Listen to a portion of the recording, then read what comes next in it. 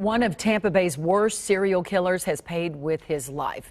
Bobby Joe Long, who murdered 8 women in 1984, was executed tonight at the Florida State Prison. He was pronounced dead at 6:55 p.m. Fox 13's Evan Axelbank joining us now in Rayford with the story. Evan. Kelly, after 34 years, it took only 12 minutes for Bobby Joe Long to pay for what he has done. He had no visitors today, not family, not clergy, just people here who couldn't wait for him to die. Bobby Joe Long's final word was no, in that he had nothing to say before the state levied its punishment. Family of Chanel Williams didn't want to hear more. They wanted him to feel more. If I could have had my way, he would have been executed for every person's life he took. It was too easy. He was too comfortable. After a final meal of roast beef, bacon, and fries, the lethal chemicals went into Bobby Joe Long at 6:43. He was dead by 6:55, his final moments seen by over 24 relatives of those he raped and maimed. They stood together after, forever bound by the acts of the horrible man. And anybody that is in our shoes in the near future, please stay vigilant. Don't stop until you get it done. Long's end was only briefly spared after the U.S. Supreme Court denied 3 appeals from his attorneys to stay the execution. They had claimed in previous appeals that the lethal injection wouldn't jive with his epilepsy. He died quietly, just a head twitch shortly after going under. One life will never make up for another and will never be an equalizer. Several of his victims survived, including Linda Nuttall. He raped her in her home after she placed a classified ad. She said that seeing Bobby Joe Long in the flesh was hard, but made easier because his end came alone, as she stood with her husband and those whose pain she shares. I would love to represent those and those victims that did not survive, because I know how lucky I was. Long's ex-wife was not here, but she did send a message through somebody who was here saying that she was sorry for all the pain that all these families have been through. Fox 13's Lloyd Sowers was one of just about 6 reporters to be inside of the death chamber to observe the proceedings. Lloyd, can you describe what you saw leading up to the moment of death, then the moment itself, and the aftermath? Evan, I was there with about 25 family members of victims. They all were waiting for the curtain to go up to show the death chamber. They wanted to hear what Bobby Joe Long would say. As you described, he had no last words. They began to administer the drugs. I saw a slight tremor in his lips, and there was a tremor in his hand, and in a few minutes it was over. Everybody was very respectful. Everybody got up very reverently, filed out. To a person, they told me that they were so relieved that this is over after 35 years. And Lloyd, after all of your years covering this story and this case, you've come to know Lisa Nolan. She is a sheriff's deputy now. She was only 17 years old when Bobby Joe Long kidnapped her and raped her. She was here today. Talk about your conversation with her. Yeah, she was 17 years old on her way home from work at a donut shop when he attacked her, brutally raped her, abducted her. She managed to escape him to get to detectives and then give them clues that ultimately led to the capture of Bobby Joe Long. She was here today, and here's what some of what she told me. You witnessed the execution today. What was your reaction? My reaction was relief. All the years I have fought and the families of the victims fought to get the death warrant signed. It's surreal. The day came. It's here. I really honestly didn't think it would ever happen. What was going through your mind when you were watching the execution? What was going through my mind is, when is he going to stop breathing? I mean, I hate to say that, but when is the blanket on him going to stop rising and falling on his chest? And that's what was going through my mind. She waited a very long time for this, and she was let off when she escaped at a big tree. Bobby Joe Long left her off at a tree, an oak tree at Rome and Hillsborough in Tampa. She says when she goes home, she's going to give that tree a hug, and then she's going to cry as this closes a very, very terrible chapter in her life. And Lloyd, you said all you saw was just one slight twitch. Right. When just about a minute into the procedure, is that right? Yeah, one slight twitch of the lips, one slight tremor in the right arm, a little bit, 3 heavy breaths, and then that was the end. His face turned ashen. The state proclaimed that the sentence had been carried out. The curtain went down, and that was the end of this execution and the end of Bobby Joe Long. Fox 13's Lloyd Sowers, thank you so much. Lloyd, one of just 6 reporters to be inside of that death chamber. Kelly, today opened with 341 on Florida's death row. Now there are 340. During the mid-1980s, Florida's Tampa Strip was torn apart by a twisted killer. This individual had a skill, and that skill was killing. His sadistic actions fueled by an inner fury. His biggest problem was he grew to hate women. That day, he came very close to killing me. Those who lived tell the tale of a monster. One minute he was calm as a 4-year-old child, next thing he was a raging bull. With an insatiable desire. How high is the body count going to go before we catch this guy? But what drove this prolific perpetrator? He's enjoying what he's doing, and he's going to kill again. And was he born to kill? Anything that can composite a serial killer, he's like the poster child.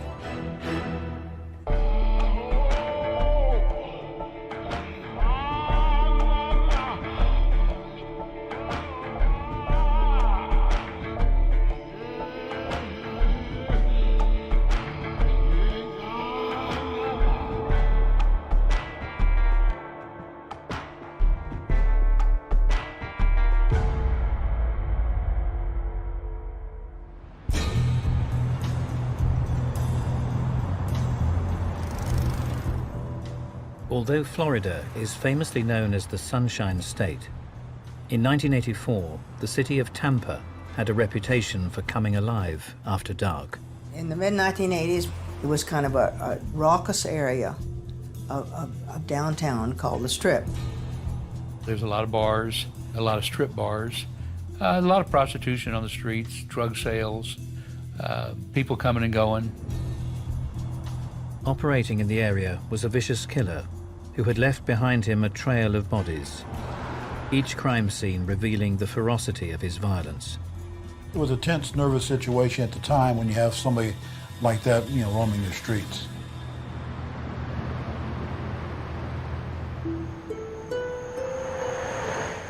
On the night of the 3rd of November 1984, 17-year-old Lisa McVeigh was on her way home, following a double shift at a local donut shop. I always took the same route on the way home. It was always dark, but it just seemed darker that night than usual. So I'm pedaling my bicycle on the sidewalk, but a car went by and blew the horn. And I'm thinking, that was kind of odd. Why would a car go by and blow a horn? I'm on the sidewalk. I got halfway down the street. I noticed there was a car in the parking lot of the church. And I looked back to the church again, and next thing I know, I was just yanked off my bicycle. It felt like 3 or 4 guys just jerked me off my bike to no end. And then I felt the cold steel barrel of a gun to my left temple. He dragged me across the street. I couldn't see his face, but he got me to the car, same car I had seen in the parking lot. He threw me into the driver's side. I remember seeing white bucket seats. I remember seeing red carpet. I remember seeing a huge knife sitting in the middle of the seats. He blindfolded me, bound my hands, my wrists, and my feet. He also took my seat and reclined it back. Shortly after that, he drives off. About 20 minutes, maybe 25 minutes. He got off the interstate, drove for a short distance, and I was able to see beneath my blindfold. It's dark outside, but I could still see tops of trees because I was reclining back in the seat. I'm like, this is it. He's gonna kill me here. Lisa's abduction would eventually be the turning point in the hunt for the depraved killer. The story began 8 months earlier, a short distance away, southeast of Tampa. Detective Gary Terry was called to a crime scene of appalling brutality. 2 young boys had been playing off East Bay Road and they had discovered a body, and they went to their parents, and their parents went, saw the body, and then they called the office.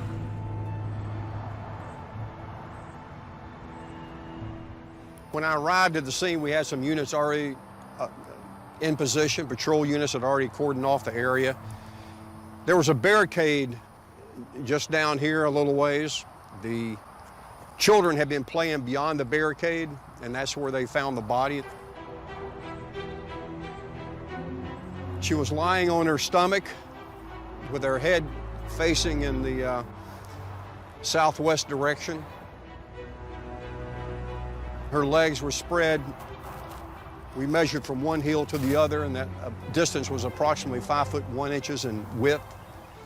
She had her hands bound behind her back. There was a ligature about her neck. It wasn't until we cut the ligature off at the medical examiner's office that you could actually see a lead-like or leash-like effect from the ligature. The cause of death of this particular victim was asphyxiation or strangulation. As investigators examined the shocking scene, they would unearth a distinctive piece of evidence. We recovered tire impressions, and then of course the crucial evidence is that we found the red trilobal nylon fiber. They could not say where it came from, the source of it. And of course, this day and time, you think DNA. Well, in 1984, there was no DNA. The body was eventually identified as that of Lana Long, a dancer who worked on Tampa's infamous strip. In the mid-'80s, we had very rarely had homicide victims bound. So that really caused, a red flag to alert us that, we had a problem on our hands. As investigators began to work the case, few would have guessed that the man they were searching for would soon become one of the most notorious killers in American history.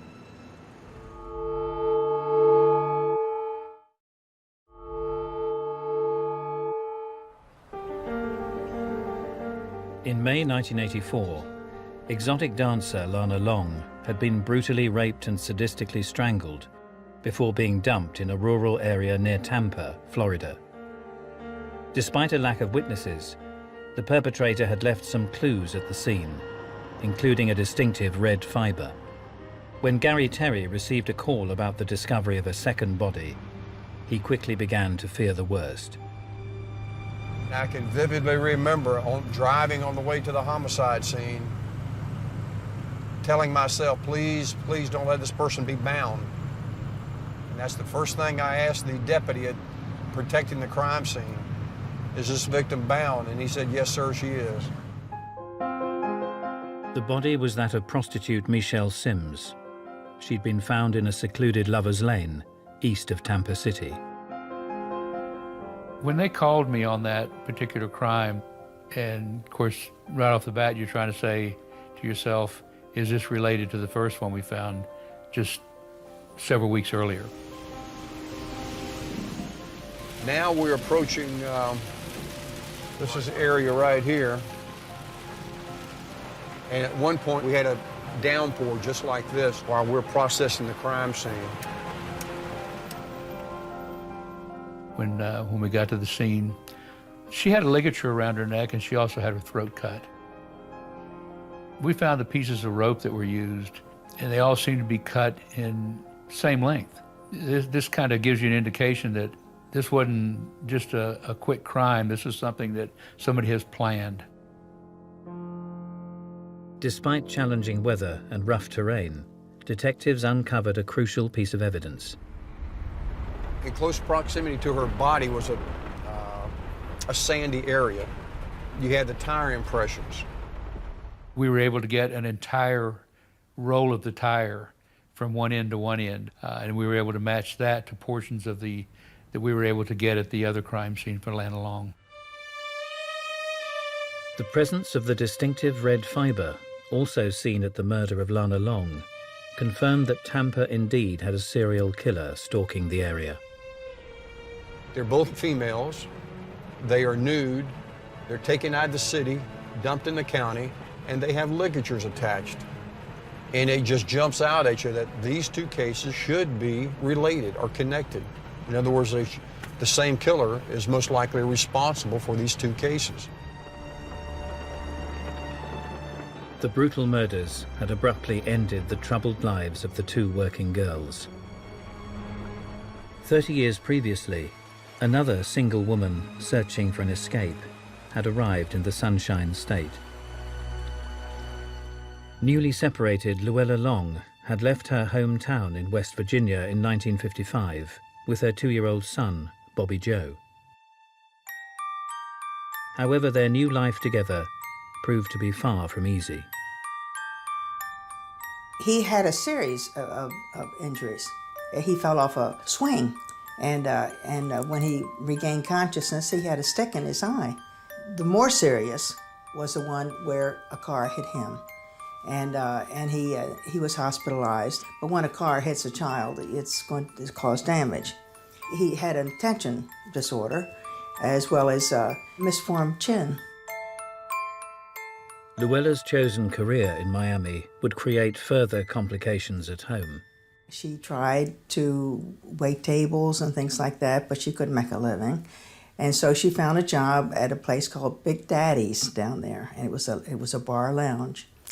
And that's when the trouble really started with her son, Bobby Joe, and herself, because he didn't like the way she was dressed to go to work in scanty clothes, you know, and he just was a very unhappy little boy.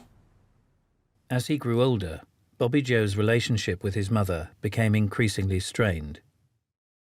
Bobby Joe's mom was one of the prettiest women I had ever seen as a 16 or 17-year-old. She had scores of men constantly biting for her attention. They had to share one room, and for quite a period of time, he slept with his mother. She often brought men home with her, and he resented that. Adolescent boys need to see their mothers as asexual. So when a mother brings boyfriends over to the home, walks around partially dressed, as was the case in Long, you can see how that can really have a very, very unsettling effect on an adolescent boy. Their sexuality is developing, and they're having feelings about this woman's body, and it feels inappropriate, so they're ashamed, but also they're aroused. It's creating confusion, it's creating anger as well at the mother for doing this, putting them in this position. Bobby Joe's resentment towards his mother would also rear its head outside the family home. Luella tried very hard to be a good mother to Bobby Joe, and she would often take him to the beach. And once he almost drowned, and he held her accountable that she was looking at other men when she should be looking at him. They were close, but they also fought quite a bit because he wasn't really approving of her relationships with all the different men she had been around. A rare medical condition would instill feelings of insecurity as Bobby Joe progressed through his teenage years. Bobby Joe Long had been born with an extra chromosome, which manifests itself in a female way. He had breasts when he was 13, but he did have surgery to reduce that. He would never take his shirt off when we would all go swimming like the other boys were doing and everything. He would always keep covered up. And as a matter of fact, when we got older and we were intimate with each other, he would always keep his shirt on. Bobby Joe Long had Klinefelter syndrome, a double X chromosome in the cells, and has a number of negative consequences, one of which is gynecomastia, the development of breasts in men. And you can see how a child or an adolescent would be brutally teased, for a boy developing breasts.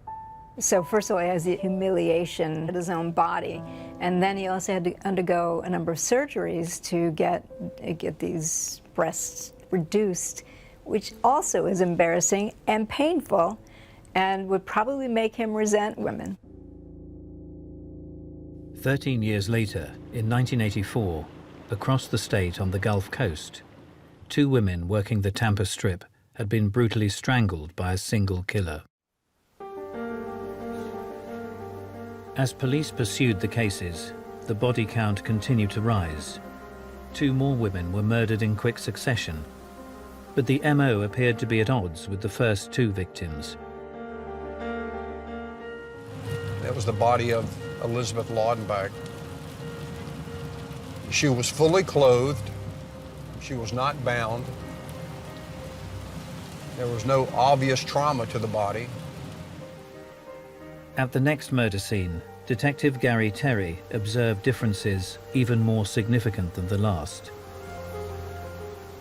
The property owner came out of the sod farm. On this particular evening, after dark, he locked the gate and then walked over to the barbed wire fence here.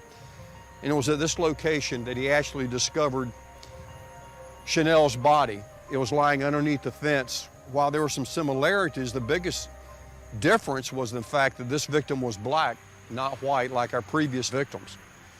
And another big difference was the fact that she had suffered a gunshot wound to the back of the neck. Despite these discrepancies, Chanel Williams had been a prostitute working the Tampa Strip. Forensic examination of both crime scenes would irrefutably link all the murders to just one killer.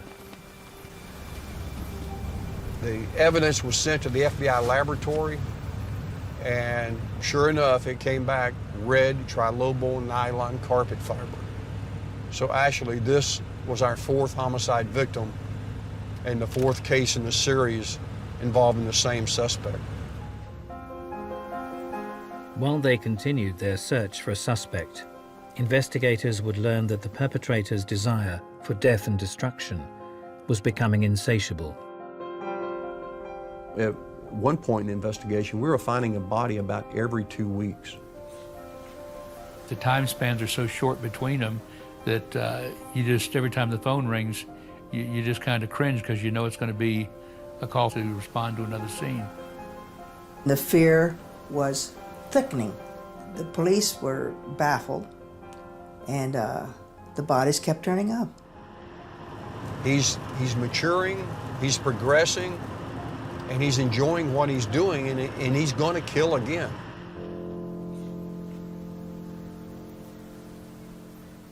Just 1 week later, this prediction would be proved right when 28-year-old Karen Dinsfriend was found strangled to death.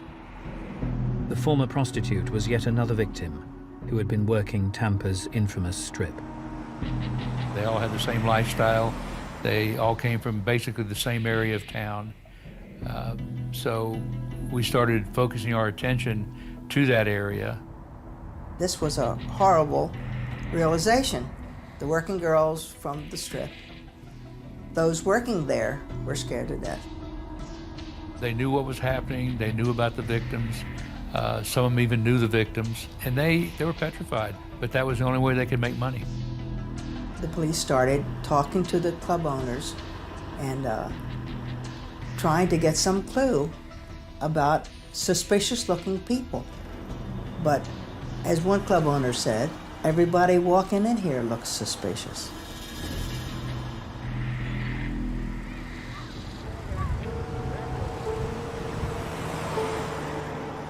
Despite a heightened state of alert, the day of Halloween would bring another gruesome discovery to the east of the city. We respond to the scene and we find the mummified remains of a female victim lying in the ditch. The body would later be identified as that of Kimberly Hobbs. The 22-year-old prostitute had been viciously strangled, and once again, the twisted killer had unwittingly deposited the mysterious red fibers at the scene. How high is the body count going to go before we catch this guy? You know, how many other victims are out here that we haven't discovered?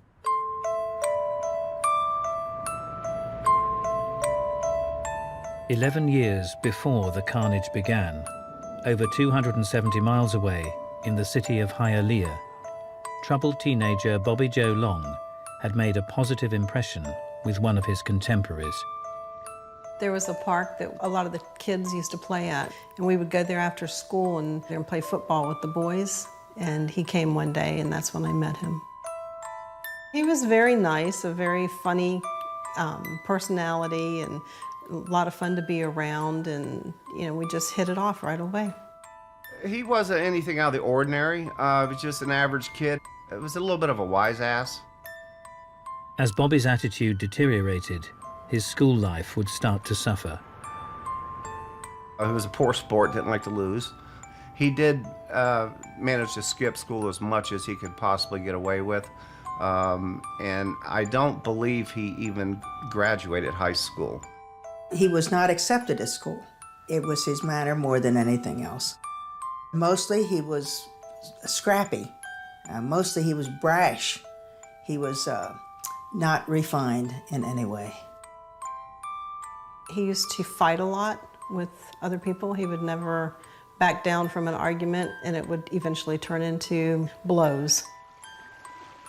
Local hunting expeditions with friends would often inspire the worst in Bobby. He always wanted to go a step further. We used to do a lot of spear fishing. We had regular spear guns, but he had bought these two attachments. They were called power heads, and that you would unscrew the spear and the screw on this attachment, and it would hold a 12-gauge shotgun shell. He goes, I'm gonna go down and shoot that shark with this power head. I gotta see what it'll do. And he went down and blew it away, shot it right in the head, and the thing just never moved. And he came back up very, very excited about what he had just done. He just had to see the damage.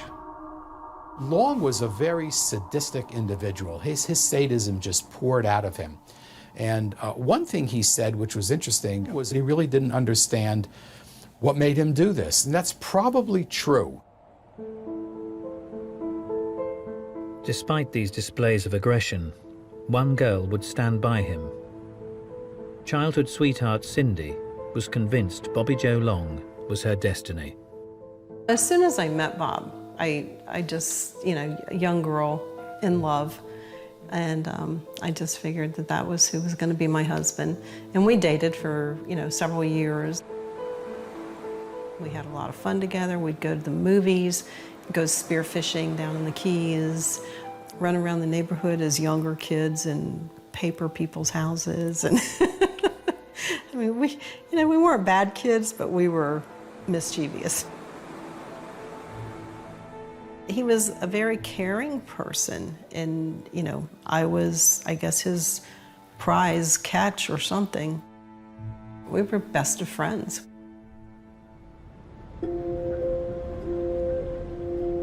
Over a decade later, across Florida, Tampa Bay remained in the grip of a killer.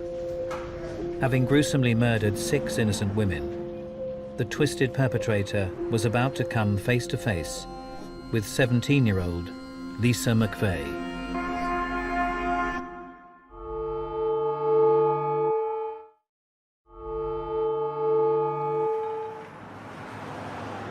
During 1984, Tampa Bay, Florida, was plagued by a sadistic serial killer. Just 4 days after the discovery of his 6th victim, Kimberly Hobbs, the perpetrator would act again. Lisa McVeigh recalls the terrifying night she was grabbed from her bicycle and bundled into a car. During the ordeal that followed, she was blindfolded and led to a murderer's apartment. I was thinking to myself, I need to get some type of information on him. Who is this guy? What did he look like? And if I can't see him through my eyes, I'm going to see him through my hands. We're in some type of apartment. It's fresh, new paint. It smells very new. He directs me to the bathroom, orders me to take my clothes off, and we step into the shower. Despite being subjected to repeated abuse, Lisa learned to placate the man, whose anger was fierce and unpredictable. His demeanor was very aggressive. I did what he told me to do. I was afraid if I didn't, he would kill me. Then he got in the shower, and it was like night and day. It was like a fantasy for him. It was like he started bathing me, started washing my hair, and he was trying to touch me gentle. He would hold me for a second and all of a sudden become this aggressive monster again. It was like one minute he was calm as a 4-year-old child, next thing he was a raging bull. I remember that we had a conversation, and at one point during the conversation, I asked him, I said, why are you doing this to me? He said he was doing this to me because he was getting back at women in general for a really bad breakup with another girl. And then right after that, he puts my hands on his face. And again, he starts to soften up, like he's trying to live a fantasy of a boyfriend and girlfriend relationship. He guides my hands over his face. Now I'm seeing what he looks like. He's got pockmarked face, a small, clean-cut mustache, small ears, small nose, thick eyebrows, short hair. It was like I just saw him through my hands.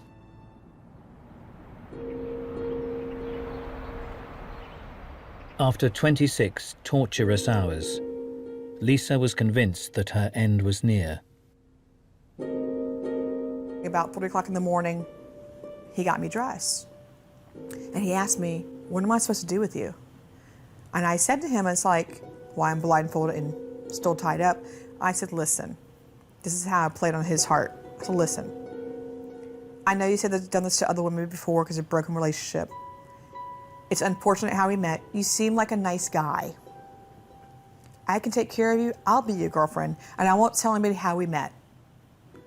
And that guy, I'm thinking, no, I can't keep you. Where do you live?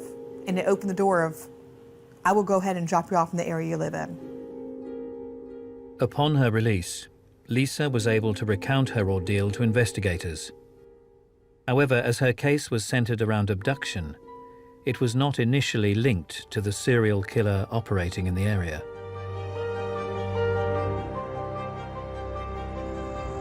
Three days later, the discovery of the body of another prostitute, Virginia Johnson, would signal to police that the murderer had struck again. After discovering victim number 7, we were definitely in uncharted waters. And we're coming up with nothing. We're hitting a dead end every lead we're getting. The perpetrator was killing with reckless abandon. The individual was not covering his bodies up. He was not digging a grave and putting them in a hole. He would kill them, then he would just throw them away. He wanted them found, and he wanted whoever found them to be shocked, not just at the idea of a dead body, but the position, because it was a way to humiliate the victim, to put her in the most vulnerable, grotesque possible display, so that when people saw her, that's what they would think. When Gary Terry received a call on the 12th of November, he knew that it could only mean one thing: the killer had struck again. After being called by the Tampa Police Department to this scene, I came up to this side of the roadway here on Orient Road and looked down the embankment, and you could see the body of the victim. She was spread eagle on her stomach.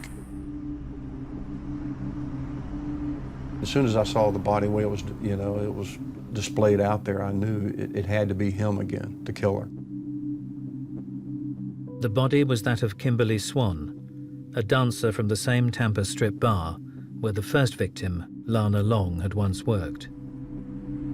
Detectives were now becoming exasperated with the lack of leads. The need to identify a suspect was occupying authorities around the clock. We're 8 victims down and evidence still accumulating, and we're finding new evidence at every case, but we have nobody to put it with. And so there's nothing stopping this guy from continuing to kill. Over a decade earlier, during the 70s, across the state near Miami, high school dropout Bobby Joe Long had struggled to land a steady job. Searching for some direction, he joined the Army in 1972. The new recruit would earn a commendation and find some stability in his turbulent life. Private First Class Long was also ready to settle down. We were married January the 25th of 74, and his accident happened March the 14th of 74. He was on his motorcycle. He was at lunch, and he was going down US 1, and an older gentleman didn't see him and hit him, and he flew, if I'm not mistaken, like 100 feet and landed on his head. He had head trauma. We have a guy with brain damage already from head injuries. So we have a lot of circumstances. They seem to collude together to turn him into an aggressive individual. Following the incident, Bobby also developed an uncontrollable urge. During this time, he had a complete sexual change in appetite. When his wife came to see him daily, in a cast, he demanded sex every day. His sexual appetite seemed to have no bounds, and the nurses there said that he masturbated, many times a day, and he was just wild.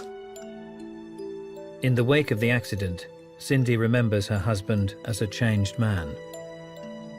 It was pretty much right away. It started becoming physical with me. If he didn't like what I cooked, he'd have a fit and we'd end up in an argument. And I remember him like sitting on top of me in the bed and putting his knees here where I couldn't, get him. And he was choking me and punching me in the face, and I couldn't even scream. As the years went by, the physical abuse intensified.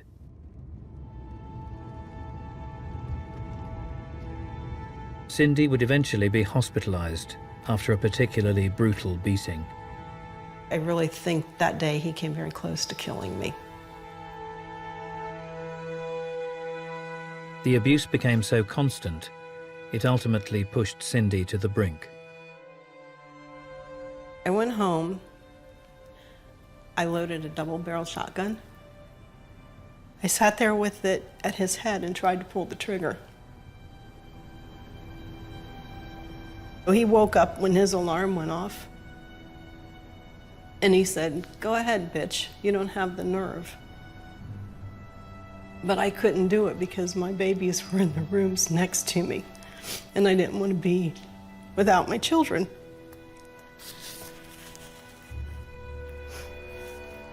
At that point, I knew I needed to leave before somebody was hurt bad. If Long was angry for a long period of time and then suddenly lost somebody who had kept him from acting out, once she's out of the picture, it's a freeing of him being able to go out and do something that he's probably fantasized about. Cindy was granted a divorce in July 1980. Bobby Joe Long would then set up a new life in Tampa. 4 years later, the Gulf Coast city had suffered 8 murders in just a few months. As the net was cast far and wide in search of the killer, finally, a breakthrough. Police had discovered the distinctive red fibers on the clothing of kidnapped victim Lisa McVeigh, confirming that the man behind the serial murders was also responsible for Lisa's abduction. She was bright enough to remember almost everything about the incident, and that was the first break that the police had. She was able to give a description of him, a description of his apartment. She said they stopped at an ATM machine, and she wasn't sure which road she was on, but it was just a short ways from the apartment that she had left blindfolded. She remembered the vehicle she was being transported in. She described the vehicle as being reddish or orangish colored. She said it was white seats. But she said one odd thing about the car, it had the word Magnum on the dash. Armed with a concrete lead, detectives believed the perpetrator was finally in their sights. The task force really went into action. They knew they were looking for a Dodge Magnum, and so they got a statewide list of everyone who owned a Dodge Magnum. One red Magnum would eventually stand out. 2 detectives spot a Dodge Magnum, and it's reddish colored. And they actually pull this car over. He's very cooperative. You know, he actually steps away from the car, and he allows them to take a Polaroid photograph of himself at that time. The officers come back to the task force headquarters. Detectives meet with Lisa, show her the photo array, and she picks him out and says, "That's the guy that kidnapped me, that's the guy that raped me." His name was Bobby Joe Long. A surveillance team was assembled to monitor his every move. Surveillance team followed Bobby Joe Long to this location after he left his apartment, and he vacuumed out his car. And our first thoughts were, he knows he's about to get caught and he's getting rid of evidence. When they follow him to a movie theater, and actually he goes in and watches Missing in Action with Chuck Norris. And all the time he's watching the movie, there's a ugly bearded guy behind him, there's one in front of him, there's 2 or 3 on each side. And while he's doing that, there's another surveillance team watching the car outside in the parking lot. And you still have that gnawing doubt in your gut. Is this really the guy you've been chasing for 8 months? And so I tell the undercover detectives that are outside watching his car, I said, "Listen, tell me what kind of tires are on the car." And they say, "We have Goodyear Viva tire, and then we have this other oddball tire, it's called a Vogue." The distinctive tread matched the imprints discovered at the crime scenes. As soon as he said those words, there was no doubt in my mind, that was our killer. With the suspect finally within reach, authorities knew there was no time to waste. Bobby Joe Long had to be stopped before he killed again.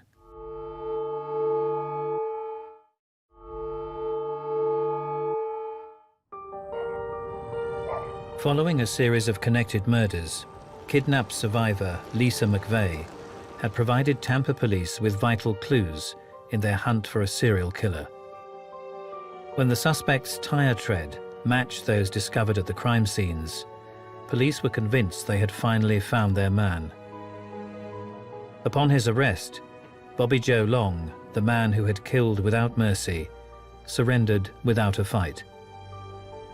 When I saw his picture up on the TV screen that day, I was totally shocked that he could do that. I didn't think he would have that in him. We were all in total disbelief. I would have never believed it.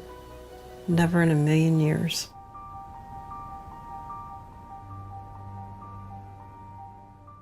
Not only did Bobby Joe confess to the murders of 8, he claimed responsibility for 2 more victims, Vicky Elliott and Artis Wick.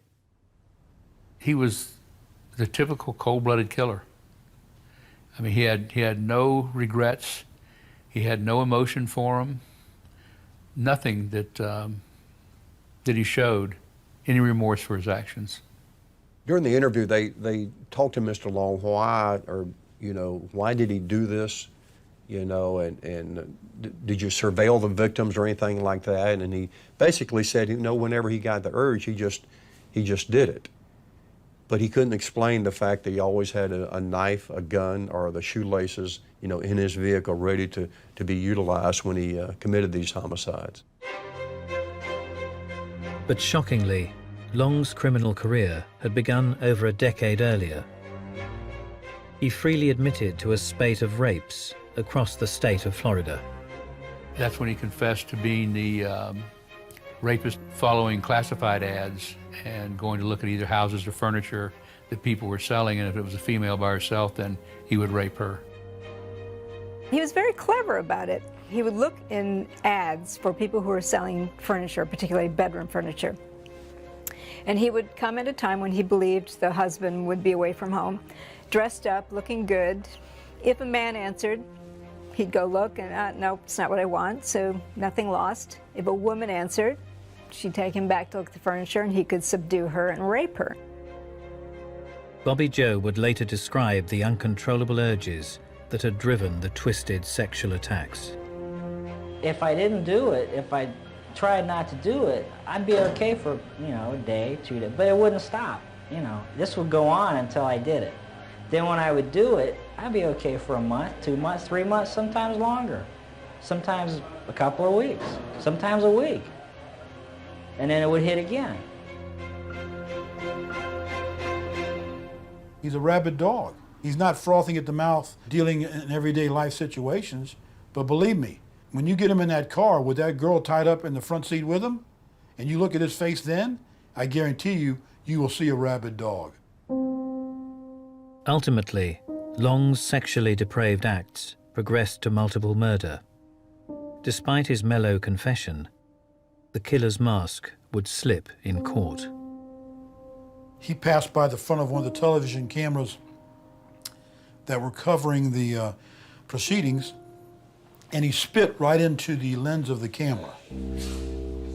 That face right then, when he had that flash of anger, when he spit at the camera, that gave you a little bit of what these poor girls must have seen right before they died. These perverse sexual fantasies in serial sexual murderers are not learned from magazines or watching sadistic movies and tapes and so on. Their fantasies predate it. It begins 10, 15, 20 years earlier in the offender's mind, in his fantasies, and eventually he acts it out. Bobby Joe Long would be sentenced to death for his heinous crimes. But how did this serial rapist develop a desire for death? Was he purely the victim of a troubled life, or was he born to kill? Born to kill? I don't believe so. I got to disagree with that. He chose that. He chose that path. I think something snapped that led him to be what he turned into be. His biggest problem was he grew to hate women. His violence was there. It was uncontrollable. It escalated. Anything that can composite a serial killer, he's like the poster child. I wouldn't say he was a born killer, but when you try to understand individuals like this, it's unknown whether the problem is hormonal, whether it's electrical, whether it's genetic. And so when you look at the combination of the behavior, the sexualized behavior that he had with his mother, plus his own gynecomastia, the development of breasts as a result of Klinefelter syndrome, you could really see that that is not going to end well. Bobby Joe Long to me is no different than a drug addict or even an alcoholic. Just like an alcoholic needs to have a drink, a drug addict would like to get some crack. A serial killer like Bobby Joe Long, in my opinion, is addicted to killing. That's what makes him feel the best. Bobby Joe Long resides on death row in Florida to this day. His trail of sadistic violence has indelibly marked the lives of those who crossed his path. I can't never imagine how anybody that gave you 2 children or was the love of your life, how you could treat that person like that, you know, or put aside everything else. How do you treat any human like that? Nobody has the right to lay a hand on you. I don't think I'll ever be over it, to be honest with you. But for survivor Lisa McVeigh, the experience has inspired a brave new chapter in her life.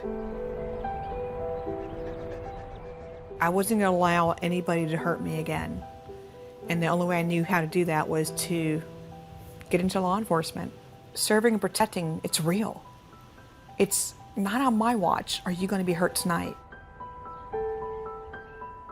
My empowerment comes from being so helpless and lost, that feeling I had when I was 17 years old. I'm not lost anymore. I'm on top of my mountain, and it feels pretty good.